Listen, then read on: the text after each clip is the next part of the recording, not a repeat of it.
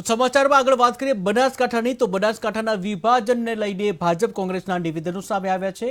જ્યાં વિભાજનની વાત ભાજપની બેધારી નીતિ છે તેવું ભરતસિંહે જણાવ્યું છે।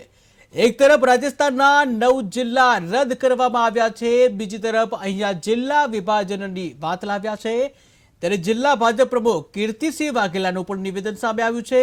ભાજપે અગાઉ સરકારને વિભાજનની રજૂઆત કરી હતી।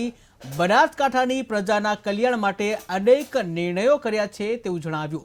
તો મહત્વના સમાચાર સામે આવી રહ્યા છે બનાસકાંઠાને લઈને, જ્યાં આજે કેબિનેટ બેઠક મળી હતી। રાજ્ય સરકારની કેબિનેટ બેઠકમાં બનાસકાંઠાને બે રીતે વિભાજન કરવામાં આવ્યું છે, જ્યાં થરાદ વાવને અલગ જિલ્લો ઘોષિત કરવામાં આવ્યો છે આ બેઠકમાં।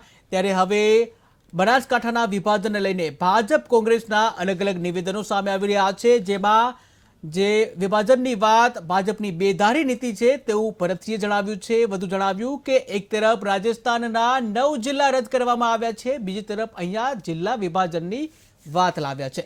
ત્યારે બીજી તરફ જિલ્લા ભાજપ પ્રમુખ કીર્તિસિંહ વાઘેલાનું પણ નિવેદન સામે આવ્યું છે, જેમાં કીર્તિસિંહ વાઘેલાએ જણાવ્યું ભાજપે અગાઉ સરકારને વિભાજનની રજૂઆત કરી હતી। ત્યારે બનાસકાંઠાની પ્રજાના કલ્યાણ માટે અનેક નિર્ણયો કર્યા છે તેવું જણાવ્યું। ત્યારે આવો જોઈએ ભાજપ અને કોંગ્રેસના નિવેદનોમાં શું કહેવામાં આવ્યું। બનાસકાંઠા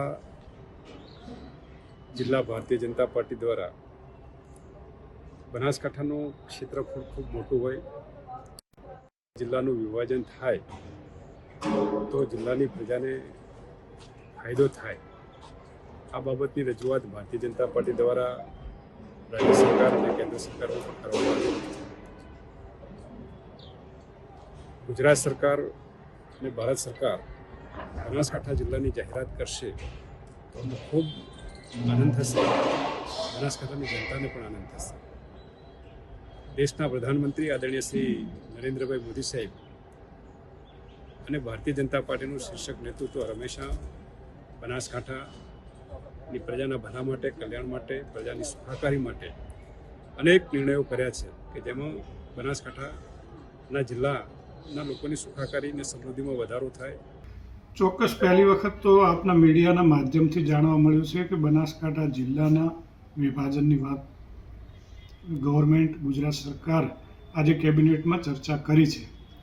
હજુ સુધી કોઈ લેખિત કે કોઈ એનું રાજ્ય સરકાર તરફથી કોઈ નોટિફિકેશન નથી બહાર પાડ્યું।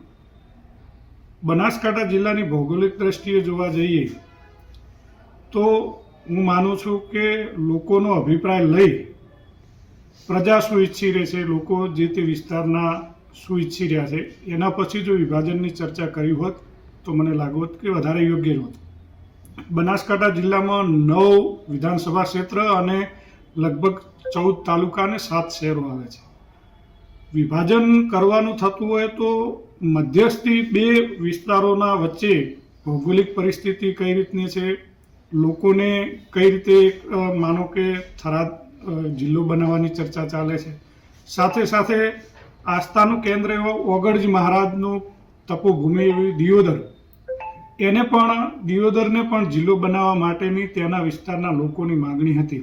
થરાદ જો જિલ્લો બને તો ખૂબ જ આનંદ અનુભવું છું, કારણ કે અમે જે આ ધક્કા ખાઈએ છીએ તે જો 1000 રૂપિયા હોય તો પાલનપુર અવાય અને પાછું જવાય, અને જો થરાદ જિલ્લો બની જાય તો ખૂબ જ આનંદિત છીએ। આ જે જમીનોના રીસર્વેમાં જે ભૂલો છે 2016થી જ અમે આવીએ છીએ, પરંતુ હજી રીતે કોઈ જવાબ મળતો નથી।